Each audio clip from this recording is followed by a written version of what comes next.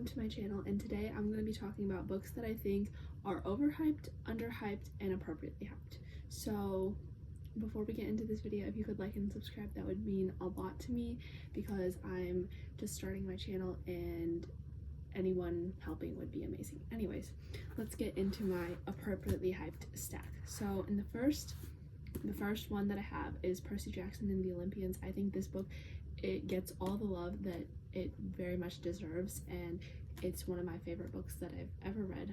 And yeah, I feel like everyone kind of knows what this book is about, and yeah, you should definitely read it. The next book that I have on here is A Good Girl's Guide to Murder. The plot in this is everything, literally everything to me. It's really good, and the only critique that I would have, and spoiler alert if you don't want to find out what the spoiler is, you can skip to this timestamp here. I wish that Pip and Robbie would have gotten together at the end instead of ending on like a sort of cliffhanger like it did. If that would have been different, then I would have loved this, everything that the series is. The next book, actually this one's two books because I just felt so strongly about these books that I had to include both of them, is Better Than the Movies and Nothing Like the Movies. These books are literally so good. This book changed what I thought about romance books forever. Literally nothing else compares to this. It's in its own league. No other romance books are the same. Like, Lynn Painter is on a different level. And this one, I was scared that it was going to be like a, oh, I'm just trying to get money kind of book, but it wasn't. It was actually written so well, and I didn't think that I liked second chance romance tropes very much, but this changed everything for me because it was so good, and I don't think any other author could ever compare to Lynn Painter. Next book we have is Shatter Me, and I feel like everyone knows what Shatter Me is. Everyone and their mom knows what Shatter Me is, and if you haven't read it, you should, because it is appropriately hyped, getting all the love that it deserves, and I'm so excited for the new book that comes out next month, I think. So yeah, I'm excited to read that because I loved every single book in the series. And the last book I have under this category is The Selection. Apart from the real person on the cover and this fake sticker that's on here, it's a really good book. And I did read The Heir and the Crown. I actually own them on the bookshelf here. And it kind of disappointed me because I loved this series so much, and I did not love The Heir and the Crown as much as I loved this book. It just, considering that it's a romance, it didn't have enough romance, if you know what I mean. There was like almost nothing. Like, she gave me literally nothing. The guy gave me literally nothing, but this one, I got attached to the characters. The other one, not so much. Although I did love seeing America and Maxon in that series, I just didn't love that series very much. That's it. Now I have to move on to underhyped books that everyone should read. First, I have Legend. This is kind of a beat up copy, don't mind that. I actually did DNF the second book in the series and did not finish it, but I think eventually I will. It just wasn't what I was in the mood for at the time, and I just didn't feel like reading it. But this one was good, and you should read it, and you should be better than me and actually finish the series because it was actually really good, and I wish I would have finished it, and I probably will soon. So yeah. Next, this is gonna be surprising, okay? You can't see it, but it's Twilight. I feel like people hate on the series so much, and it doesn't deserve the hate because the book is good. The movie, not so much. I mean, it's cringe, but it's still my comfort movie. But yeah, the book is actually really good, and the amount of times that I've reread this is insane, and I'm thinking about rereading it again just because it's a comfort book to me. But yeah, I think that the book gets hated on way too much, although people do know what it was, so it's not like underhyped. I just think people hate on it too much. Next book is The 100. I honestly couldn't tell you much about what I remember from this book. I just remember really liking it. The TV show, on the other hand, don't watch. It's really bad. I haven't even watched the TV show, and I know it's bad because I've watched videos on the TV show, and literally there's not a single good review on it. And also, if you watch it after you read the books, you will be disappointed a lot. All I know is that this book is about kids who are sent to Earth after it's been nuked and everything's radioactive, and they've been sent to Earth and they have to figure out how to survive. I think it's a 4 or 5 book series. I'm pretty sure it's 5 actually.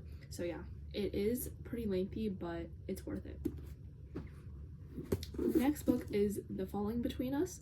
I've never seen a single person review this book ever, so I'm going to be the first person on the internet to review it because I think it's really good, and it's really sad, definitely. So if you don't like sad books, probably not for you, but I really like it, and I think the main characters are really enjoyable, and everything that they do is kind of, you know, enjoyable, and it's not like I hate them, so that's good. And I did write my book report for school on this one, and I loved it. I think it was really easy to write about, and that's a good thing. If it's easy to write about, that means you enjoyed the book, because if you don't like it, then it won't be easy to write about. So yeah, I think you should read this one. Now, this next one, if you read any book from this video, make it be this one, because it is so good. So it's about this girl, and her best friend dies, and her best friend's parents kidnap her because they are grieving their child, and they want this girl to pretend to be their child, and it's really messed up, but it's a really good book, and it made me cry, and then it like stitched my heart back together after I cried, because it just was like beautifully written. I love Luann Rice. I don't know if that's how you say her name, but I love her. Her writing is amazing, and yeah, if you read any book from this video, let it be this one. Next, I have Allied, which this is actually the 3rd book in the series, not the first one. The first one is called Ruined, and if you like Powerless or really just fantasy, read this book because it is so good, and I love it so much. And I read all 3 books in one day. Well, I read the first book in one day, the second book in one day, and the 3rd book in one day, and all of them are so good. I love them so much, and one of my favorite fantasies ever is this series. Okay, next we have The Upside of Falling, and if you haven't read this book, it gives me Better Than the Movies vibes. Like, these 2 books are cousins, and I love it so much. It is pretty short, and I obviously had a lot to love about this book, but yeah, if you're looking for something light and fluffy, read this because it is light and fluffy, and the characters are also really enjoyable. This book is by Alex Light, and I love it so much. It is one of my favorite books of all time. Next, I have A Sight for Sore Eyes. I'm gonna just try to cover up his face for you because I know no one wants to see that. This book is pretty old. It's part of the Lux series. I don't have the first book right now. This is actually the 5th one. I had to look. I have the rest of the series here. This is the 5th one, and I don't have the first one right now, so I can't show you the first one. But the new covers are so much better than this. But yeah, it's a good series. It's giving me Twilight vibes while also giving me like the enemies to lovers vibes, which I guess kind of is Twilight. Anyways, Damon, the main guy character, is very funny and enjoyable, and Caddy, who is the main girl character, also very enjoyable, and I love them both together, and they're so cute. It's like a paranormal romance. Aliens are in this book, and it's like one of those like, oh, I can't tell any humans, but like I told her, you know, I told her. And so yeah, I love this book. Literally, again, was one of those that I read like multiple books in one day from the series, and I finished it in a couple days. It was that good, and I only do that if a book is really good, and this book did that for me. Every single book, 5 stars. And it wasn't like one of those books that after the first one they kind of progressively get worse. No, they got better. The storytelling though, also amazing. It's not one of those like trashy like romance books. No, the story, the plot was actually so good in this book too. And that's the last book I have for my underhyped section. Now we're moving on to the section of books that either I don't really like or I'm kind of confused about, and also books that you tell me if I should read or not, because some of them I have some strong opinions about. Okay, we're starting off with Cider from the Lunar Chronicles. I cannot even tell you how many times I've seen people raving about this series on the internet. I didn't like it. I didn't like it at all. It was supposed to be a Cinderella retelling. It didn't give me Cinderella vibes at all. More like alien stuff and she's like a cyborg. But yeah, it didn't give me Cinderella vibes at all, which was what I wanted from the book. And also, like, it just wasn't good. Like, I didn't like it. I finished this book and then I started on Scarlet, which is the Little Red Riding Hood one, and I couldn't even get into it. Like, I could not get into this series at all. So yeah, that's my rant on that one. Next I have I Am Number 4. Also an alien book. I love alien books, evidently. I actually really did like this book, but there are like 8 books in the series and I was like, oh my gosh, 8 books. And then I couldn't find the 3rd one, I think, at the library, and so I was like, okay, I'll just like look it up online, and then I never did, which was what brought me to not finish the series. Again, I think I will finish it, and I want you guys to tell me if I should, if anyone's read this. Also, this is actually so cool. Like, I love it. And I love like older books like this, like 2009 to like 2015. I feel like there were so many good books. I also love dystopian, so, and aliens. So yeah, I think that's what kind of made me want to read this book, and I actually love it. I just want you guys to let me know if I should finish it or not. Okay, next I have The Warrior Heir, which I am literally this much into, and then I did not pick it back up again. It's also really heavy. It's really heavy. Also giving me like this kind of vibes. So I think I'm probably going to end up finishing it at some point, because it actually was not that bad, and I feel like if I like Lux, which I put here, and I Am Number 4, then I should like this book, but I just couldn't get into it because I was like waiting to read another book. So I think that's why I DNF'd it, but I think I'm going to pick it back up again.